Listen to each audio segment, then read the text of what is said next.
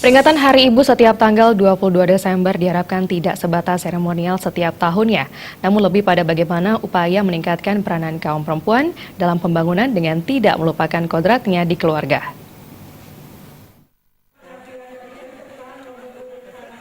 Hari Kamis tanggal 22 Desember oleh pemerintah Indonesia diperingati sebagai Hari Ibu. Namun pada setiap perayaan terkesan monoton serta tidak fokus pada persoalan yakni bagaimana kaum perempuan bisa lebih maju. Pemerhati perempuan Ida Ayu Kondi Santosa menilai, meski pemerintah telah mengeluarkan payung hukum untuk mengikut sertakan dalam pemerintahan terutamanya politik, namun belum bisa terpenuhi.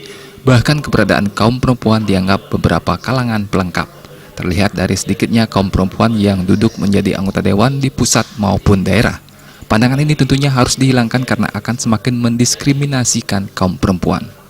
Kebanyakan di Bali sih memang cenderung memilih keluarga, karena kan di sini di Bali banyak perempuan yang masih malu-malu untuk keluar bagaimana berekspresi dan sebagainya, padahal mereka perempuan-perempuan yang mampu.